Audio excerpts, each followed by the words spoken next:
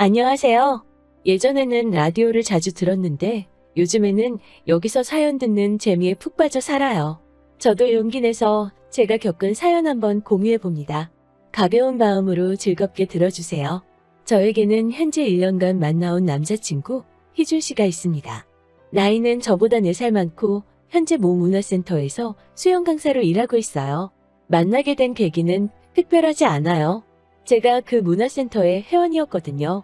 오래 알고 지낸 사이는 아니지만 성실하고 자상한 사람이지요. 새벽 6시에 수영에 가면 생각보다 나이 지긋하신 어머님들이 많이 오세요. 저는 그중 유일한 20대였던 것 같아요. 그러다 보니 강사인 오빠 입장에서도 눈에 띄었겠지요. 처음에는 회원과 강사로서 간단하게 인사 정도만 나누던 사이였는데 어느 순간 보니 따로 연락도 주고 받고 있더라고요. 그리고 누가 먼저라고 할 것도 없이 자연스럽게 연인 사이로 발전했어요. 언젠가부터 우리가 결혼하면 이라고 이야기를 해대던 오빠와 달리 저는 결혼 생각이 없었어요. 그건 바로 저희 엄마를 위해서였지요. 사실 제 나이 10살 때 엄마와 아빠는 이혼하셨어요. 동네 어른들 말씀에 의하면 아빠가 그때 동네에 혼자 살던 젊은 여자랑 바람이 나서 그렇다더라고요. 그 이후로 아빠는 지금까지 소식 한 번 없으시고 양육비 한 번 보내주신 적도 없으세요. 게다가 아빠가 떠나신 직후 당시 엄마는 저를 데리고 반지하 월세방에서 생활하시고 계셨는데 엎친 데 덮친 격으로 집주인이 보증금을 올려달라고 했다나 봐요. 결국 올려줄 돈이 없었던 엄마는 저를 데리고 살던 집에서 쫓겨나듯 나와야만 했고 그 이후로 저를 데리고 숙식이 되는 식당에서 지내게 되셨지요. 아무튼 이렇게 짧게 줄여서 이야기했지만 얼마나 많은 서름과 힘든 일을 겪어오셨는지 모릅니다. 그때부터 지금까지 엄마는 아파도 병원 한번 제대로 못 가시고 여태껏 힘들게 저를 위해 살아오셨어요. 그리고 저도 그에 보답하고자 죽기 살기로 공부해서 여기까지 왔네요. 여담이지만 치과는 정말 돈이 없으면 못 가는 거나 마찬가지더라고요. 그걸 깨달았을 때 무조건 치대를 가겠다고 마음먹었어요. 그래서 나중에 제가 치과를 개원하면 꼭 문턱이 낮아서 누구나 드나들 수 있는 치과를 차려야겠다는 다짐을 했지요. 그렇지만 막상 치대를 졸업하니 이제 개원하는 게 일이더라고요. 페이 닥터도 생각했지만 그러면 또 너무 일에만 매달려 살아야 하는데 더 이상 그렇게 살고 싶지는 않더라고요. 하지만 다른 친구들처럼 집이 부유해서 혼자 병원을 차릴 형편도 아니었고요. 게다가 요즘 치과가 워낙 많다 보니까 시설이나 환경을 갖춰놓고 시작하지 않으면 안 될 것 같더라고요. 이리저리 궁리하고 고민한 끝에 동기 2명과 동업하는 형태로 치과를 개원하기로 했어요. 다행스럽게도 저희 엄마도 의사 실력도 중요하지만 사람들이 아무래도 겉모습도 많이 보지 않냐면서 외형과 설비가 어느 정도 받쳐줘야 한다는 점에 동의하시고 이해해 주셨기 때문에 노후자금 탈탈 털어서 개원에 보태주셨지요. 사실 대학 졸업하면서 다시는 엄마한테 부담 주지 않겠다고 스스로 몇 번이고 결심을 했는데 또 이렇게 도움을 받게 되니 얼마나 죄송스럽고 면목이 없었는지 몰라요. 그래서 제가 그 돈 받으면서 제가 엄마한테 약속을 드렸어요. 앞으로 한 달에 얼마를 벌건 제가 무조건 절반을 드리겠다고요. 그 이야기 하자마자 엄마는 펄쩍 뛰시면서 그럴 필요 없다고 절대로 그러지 말라고 하셨는데 저도 한 고집 하거든요. 제가 일단 엄마 돈 다 갚을 때까지는 그렇게 하고 다 갚고 나더라도 한 달에 얼마씩 꼭 드리겠다고요. 이자라 생각하시고 그냥 받으시라 했어요. 엄마 좋으라고 그러는 게 아니고 제 마음 편하려고 그러는 거니까 그렇게 하시라고요. 할 수만 있다면 이제부터는 돈으로 엄마를 풍족하게 해드리고 싶더라고요. 그동안 못하고 사신 거 지금부터라도 조금씩 누리시면서 사실 수 있게 말이지요. 그래서 오빠가 결혼하자고 했을 때 솔직히 많이 당황스러웠지요. 무작정 결혼하기 싫다고 말하면 오빠가 행여나 이상한 오해할까 싶어 솔직하게 털어놓았어요. 오빠도 내 사정 알다시피 이제 막 병원을 개업했고 엄마한테 돈도 갚아야 한다고요. 그리고 당분간은 엄마랑 시간을 보냈는데 집중하고 싶다고요. 오빠도 제가 수입의 일정 부분을 엄마한테 드리는 건 알고 있었지만 그게 반이었는지는 몰랐어요. 그래서인지 제가 액수를 이야기했을 때 깜짝 놀라더군요. 하지만 남자친구도 이내 그럴 수밖에 없는 제 이유에 수긍하곤 자기가 더 잘하겠다며 좋게 좋게 이야기가 끝났어요. 그런데 다음 날 남자친구가 점심이나 같이 하자며 병원을 찾아왔어요. 다행히 예약 환자가 없어서 남자친구와 여유 있게 식사를 할 수 있었어요. 남자친구는 주저하더니 조심스레 다시 결혼 이야기를 꺼내더라고요. 저는 그날 이야기가 어느 정도 끝났다고 생각했는데 말이지요. 제가 다시 한번 결혼은 천천히 했으면 좋겠다고 이야기하니까 남자친구가 엄마한테 돈 드리는 거랑 결혼이랑 무슨 상관이냐고 묻더라고요. 저는 당장은 엄마와 병원 두 가지에만 신경 쓰기에도 벅차다고 이야기했어요. 오빠랑 만나는 것도 물론 중요한 일이지만 연애는 어느 정도 조절이 가능하지 않냐? 하지만 결혼은 조절이라는 게 안 되는 거 아니냐고요. 그러자 오빠는 정말 돈 들이는 것 때문에 제가 결혼을 주저하는 거면 자기가 그거 대해선 일체 반론하지 않겠으니 결혼에 대해서 다시 생각해보라고 하더라고요. 오빠는 하루빨리 저와 결혼해서 알콩달콩 살고 싶다고 말이지요. 그래서 저는 내친 김에 저는 결혼해서 엄마를 모시고 살고 싶다고 말했어요. 모시고 사는 게 어려우면 혼자가 되는 엄마의 주변에다가 집을 얻고 싶다고요. 그러자 오빠의 표정이 좀 굳어지더라고요. 오빠도 내심 오빠 부모님 모시고 살고 싶었나 봐요. 저도 물론 그 마음 이해는 하지만 제 코가 석자인 사정인지라 혼자 사시는 엄마 두고 양쪽 다 계신 오빠 부모님 모시고는 못 살 것 같다고 솔직히 말했어요. 그러자 오빠가 한다는 말이 자기가 부모님을 모시지 않으면 집은 어떻게 하냐고 묻더라고요.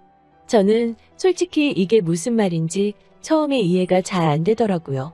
그런데 다시 들어보니 오빠 말인즉슨 오빠가 부모님을 모시지 않으면 유산을 한 푼도 주지 않겠다고 하셨대요. 그리고 오빠는 지금 모아둔 돈이 별로 없다고 하더라고요. 사실 오빠는 제가 알기로 월 250 정도 벌고 있는데 씀씀이가 아주 커요.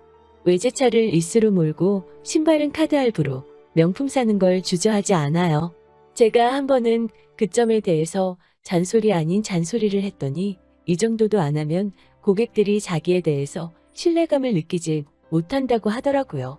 남자친구는 본인 직업에 대한 프라이드가 굉장히 강한 사람이었고 무엇보다 오빠가 오빠 돈을 쓰는 거니까 제가 더 이상 뭐라고 할 권리는 없으니까요. 그런데 이제 와서 모아둔 돈이 없다고 하니 좀 답답하긴 하더라고요. 모아둔 돈도 하나도 없으면서 결혼하자고 하는 오빠가 이해가 잘 안 되더라고요. 근데 뭐 저 역시 오빠 부모님, 그러니까 시부모님을 모시고 살 생각도 없으면서 도움받는 것도 말이 안 되는 것 같아서 그럼 일단 월세로 오피스텔 하나 구해서 거기서 시작하자고 했지요. 오빠는 그래도 주변 사람들 보는 눈도 있는데 어떻게 오피스텔에서 시작을 하냐고 묻더라고요. 내심 제가 대출받기를 원하는 것 같았지만 저는 그럴 필요를 느끼지 못했기 때문에 못 알아들은 척했어요. 저는 그리고 결혼 비용은 반반 부담하자고 말했어요. 최대한 검소하게 하자고요. 그러자 오빠가 한다는 말이 주변 사람들이 자기 여자친구가 치과 의사라는 거 다 아는데 어떻게 그러냐고 묻더군요. 사실 여기서부터 뭔가 이상하다는 생각이 들었어요. 아무튼 말 나온 김에 결혼에 대해서 이런저런 이야기가 오가기 시작했지요. 이야기가 생각보다 길어질 것 같아서 일단 병원에 전화해 오늘 못 들어갈 것 같다고 양해를 구하고 본격적으로 이야기를 나눴습니다. 오빠는 그럼 자기가 결혼해서 자기 부모님 모시고 사는 건 포기할 테니 대신 장남으로서 용돈 좀 많이 드리고 싶다고 하더라고요. 한 달에 150만 원씩 드리고 싶다고 하기에 그럼 그렇게 하자고 제가 말했어요. 그러면서 제가 그럼 한 달에 300씩 양가 용돈으로 나가니까 우리 둘 다 열심히 벌어야겠다고 말하자 오빠는 왜 300이냐고 되묻더라고요. 왜 친정에다가도 150을 또 드리냐고 묻는 오빠한테 저는 어이가 없어서 그럼 오빠 부모님한테만 용돈 드리냐고 물었지요. 사실 오빠 반응에 제가 순간 좀 발끈했어요. 그걸 눈치를 챈 건지 못 챈 건지 오빠는 아니 너가 버는 월급의 절반을 장모님한테 드릴 예정이라면서 용돈까지 굳이 드려야 하는 거냐고 묻더라고요. 황당하기도 하고 짜증도 났지만 다시 한번 천천히 자세히 설명해 주었어요. 내가 드리는 월급의 절반은 엄마한테 빌린 돈을 상환하는 거고, 그렇기 때문에 그건 그냥 처음부터 엄마 돈이라고, 용돈이 아니라고요. 그렇기 때문에 용돈은 따로 드려야 한다고요. 그러자 오빠가 한다는 말이, 어차피 월급의 절반을 드리면 혼자서 쓰기 넉넉하실 텐데 아파트 한 채 없이 시작하는 신혼부부가 그렇게까지 챙겨드려야 하냐고 묻더라고요. 그 말을 듣는데 제 가슴 한구석이 싸해지더라고요. 모아둔 돈도 없는 사람이 용돈을 150만 원씩 드리자는 건 어디서 나온 생각인지도 모르겠더라고요. 그래서 저는 결국 오빠한테 그럼 내 월급, 오빠 월급 서로 따로 관리하자고 했어요. 오빠가 시댁에 100만 원을 드리던 200만 원을 드리던 전 상관하지 않겠다고요. 대신 생활비만 한 달에 반만씩 부담하고 그 외에 예를 들어 경조사비나 부수적으로 들어가는 비용도 그때그때 정확하게 반만 부담하자고요. 그리고 그 외 나머지 부분은 각자 알아서 하자고 말했어요.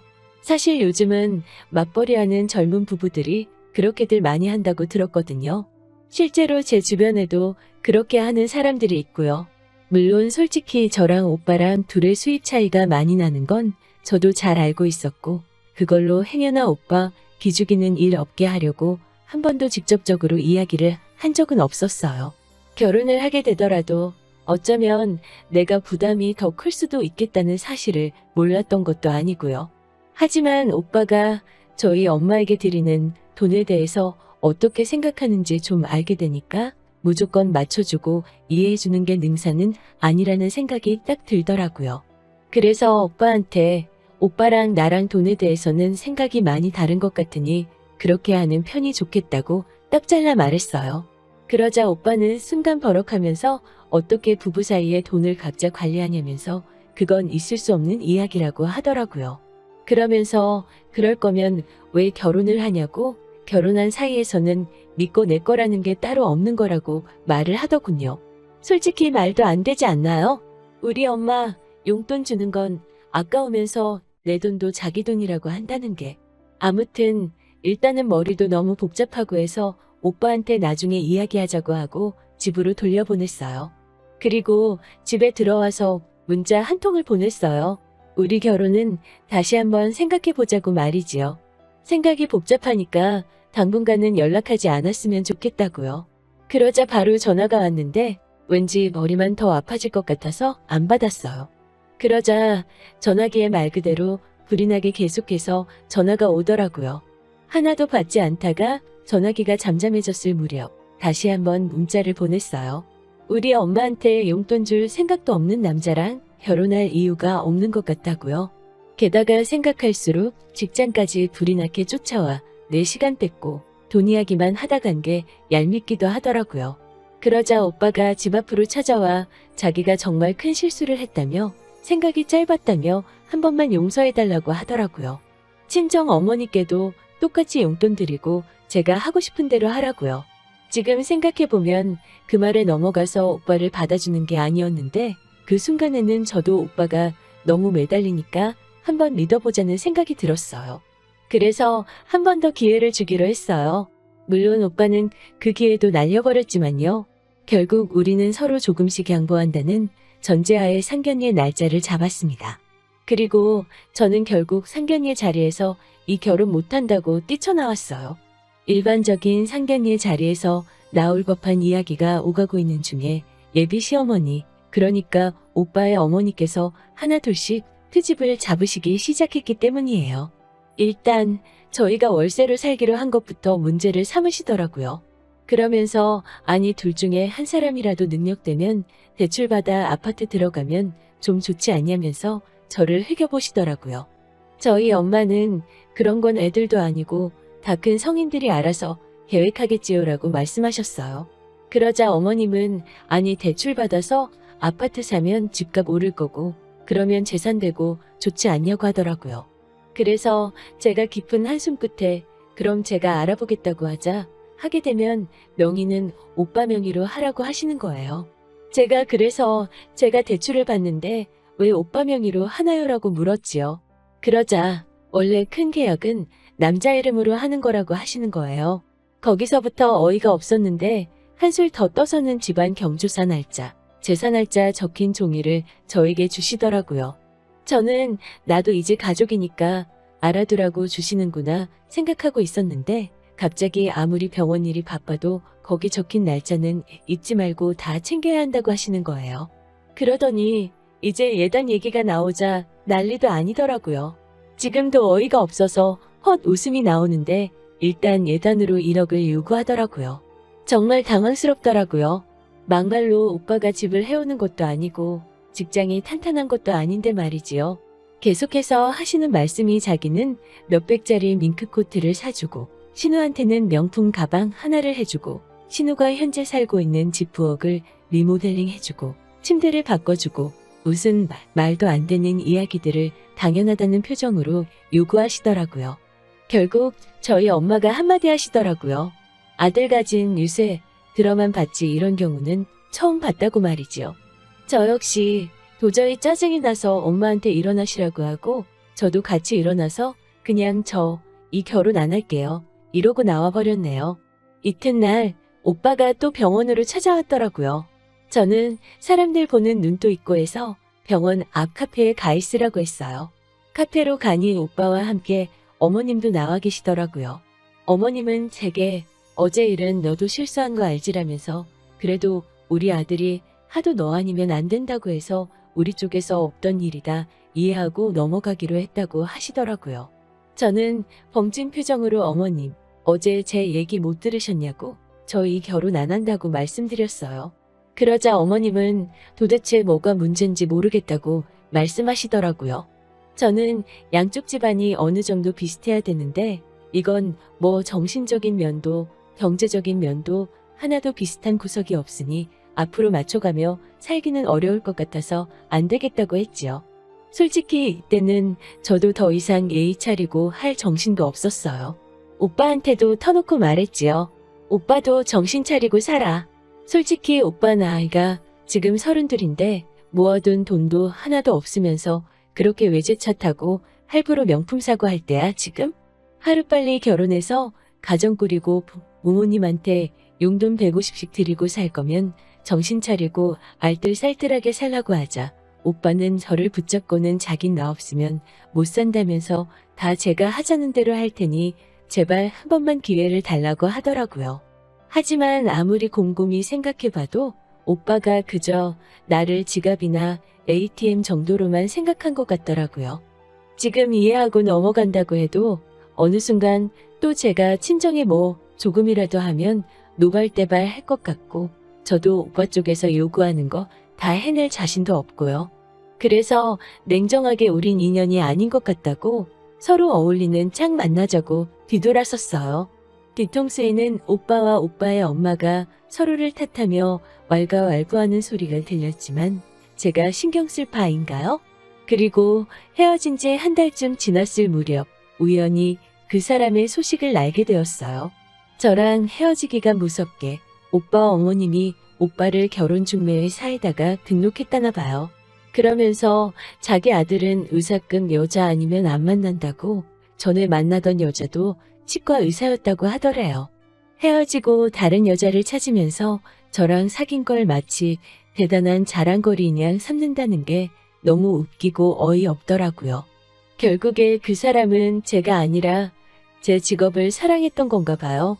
결혼했다 이혼하는 것보다 이렇게 먼저 알게 돼서 헤어져서 100번 1000번 다행이라고 생각해요.